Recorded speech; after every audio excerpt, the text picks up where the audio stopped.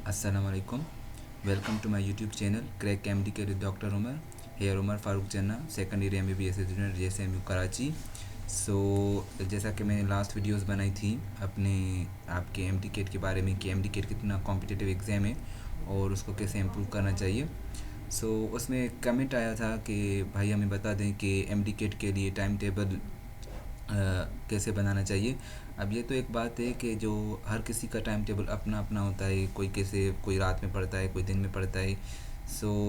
मैं सबको तो नहीं बता सकता, जस्ट एक ओवरव्यू में दे रहा हूँ कि मैंने कैसे रूटीन फॉलो की थी, और अगर आपको वो पसंद आ रही तो वो आप भी फॉलो कर सकते हैं। ये जस्ट एक टेम्पलेट है, एक एग्जाम्पल है कि आप इसको ऐसे फॉलो कर सकते हैं। ठीक है, स्टार्ट करते हैं। कि जो हमारा किसी भी बच्चे के पास 24 आवर्स ही होते हैं, ये एक बात आप जान लें। ऐसा नहीं होता कि एक एमडी के बच्चे को 23 आवर्स मिलते हैं, दूसरे को 24 नहीं। सबका दिन एक ही होता है और सबको 24 आवर्स ही मिलते हैं। और कुछ डेली रूटीन होती हैं जो सब करते हैं। वो क्या रूटीन्स होती हैं, इस स्लाइड में मैंने वो सारी लिखी हुई हैं। वो कौन कौन सी हैं। पहले जो मेन रूटीन है स्लीप वाली, वो तो आपको करनी है, क्योंकि जो बच्चे अपनी नींद को तवज्जो नहीं देते वो अक्सर करके एमडी में परफॉर्म नहीं कर सकते। 8 आवर्स आपको एनी हाउ अपनी नींद को पूरा करना है। ठीक हो गया। उसके बाद एज अ मुस्लिम आपको नमाज़ भी पढ़नी चाहिए। 1 घंटा आप अपनी नमाज के लिए भी निकाल दें। बाकी 1.5 आवर्स आपका लंच हो गया, आपका ब्रेकफास्ट हो गया, आपका डिनर हो गया, उसमें चला जाएगा। और एक और आप फ्री टाइम रख लें जिसमें आप अपनी मोबाइल भी यूज़ कर सकते हैं, और अगर कोई फ्रेंड से मिलना चाहते हैं तो वो भी आप इस 1 आवर में कर सकते हैं। अगर इन सबको हम मिला दें डेली रूटीन को, तो ये 11.5 आवर्स बन रहे हैं। ठीक हो गया। 11.5 आवर्स में आप ऑलमोस्ट अपनी डेली एक्टिविटीज़ को पूरा कर सकते हैं। ठीक हो गया। ये वेरी करती हैं, मगर इनको जो डेली रूटीन्स होती हैं ये इतनी ही होनी चाहिए। उसके बाद आते हैं कि स्टडी आवर्स को कैसे आप मेंटेन करें अपना। अब 11.5 आवर्स तो आपके चले गए आपकी डेली एक्टिविटीज़ में। रिमेनिंग जो आपके 12.5 आवर्स बचे वो आपके स्टडी आवर्स बचे। अब ऑलमोस्ट जो कॉमन होता है कि एमडी का बच्चा एकेडमी पर भी जाता है। अब वो मैंने जो उसके हिसाब से निकाले हैं आपके 4 घंटे, आपके जो 4 आवर्स हैं वो आप अपनी एकेडमी के लिए निकाल लें। अगर आप 12.5 आवर्स से 4 घंटे अपनी एकेडमी के लिए निकाल देते हैं तो 8.5 आवर्स फिर भी आपके पास बचते हैं जो आप सेल्फ स्टडी कर दें। ये तो आप जान लें कि एमडी कॉम्पिटिटिव एग्ज़ाम है और उससे आपको पढ़ना पड़ेगा। 8 to 9 आवर्स या 7 to 8 आवर्स आपको लाजमी अपनी सेल्फ स्टडीज़ को फोकस करना है। इस हिसाब से मैंने क्या किया है कि जो हॉर्स होते हैं अपने, उसको मैंने सब्जेक्ट वाइज डिवाइड कर दिया है कि आप कितने हॉर्स को, कितने सब्जेक्ट को कितने हॉर्स दें। अगर बायोलॉजी की बात करें तो बायोलॉजी के 68 MCQ आते हैं। इस हिसाब से इसको 3 घंटे आपको देने चाहिए, केमिस्ट्री को 2 घंटे, फ़िज़िक्स को 2 घंटे। अब जो इंग्लिश और लॉजिकल रीजनिंग रखी है, इसको मैंने 30 मिनट्स इसलिए दिए हुए हैं। बहुत सारे बच्चे क्या करते हैं कि अपनी इंग्लिश और लॉजिकल रीजनिंग होती है ना, इनको तवज्जो नहीं देते। इनको तवज्जो देनी चाहिए, क्योंकि आप याद रखें कि इंग्लिश के 18 MCQs होते हैं और लॉजिकल रीजनिंग के 6 MCQs होते हैं। ये आप बात जान लें कि ये जो 2 सब्जेक्ट्स हैं ये आपका एग्रीगेट बनाते भी हैं, बिगाड़ते भी हैं। ठीक हो क्या। अब फॉर सपोज़ कोई बच्चा है जिसको केमिस्ट्री नहीं आती, कोई बच्चा है जिसको फ़िज़िक्स सही से नहीं आती।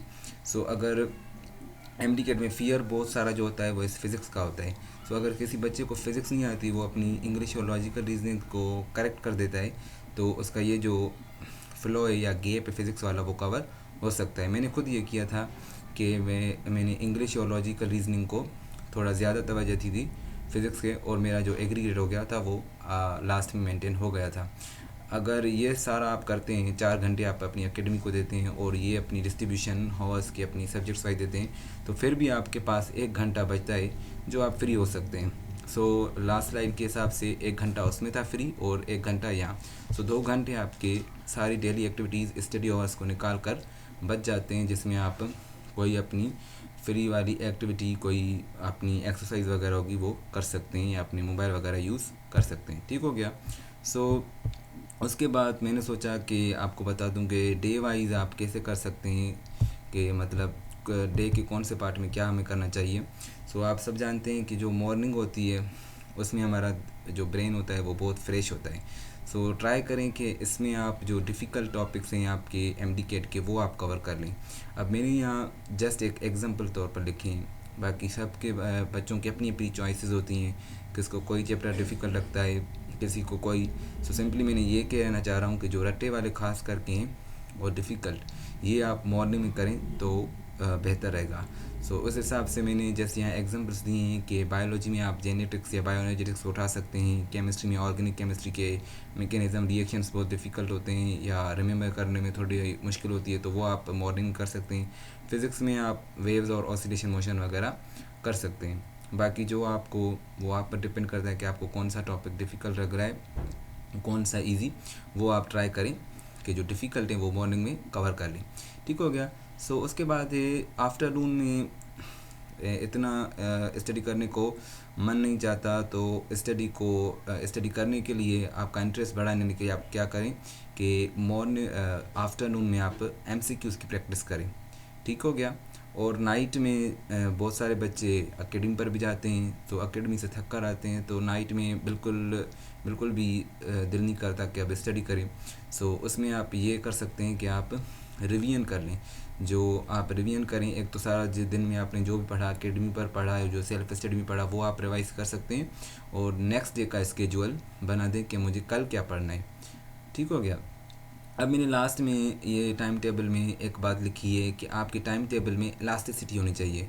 क्या मतलब इलास्टिसिटी होनी चाहिए? कि आपका ऐसा टफ स्केड्यूल ना हो कि एक दिन या 2 दिन या 1 आवर्स या 2 आवर्स को नहीं पढ़ने से पूरा आपका स्केड्यूल ख़राब हो जाए। सो ट्राई करें कि आपके जो स्टडी टाइम टेबल में इतने गैप्स हों कि आपका टाइम टेबल 2-3 घंटे या किसी इमरजेंसी की वजह से 1-2 दिन आप नहीं स्टडी कर रहे, तो उसके सारा आपका टाइम टेबल ही बिगड़ जाए। सो ट्राई करें कि अपने टाइम टेबल के स्केड्यूल में थोड़ी इलास्टिसिटी रखें।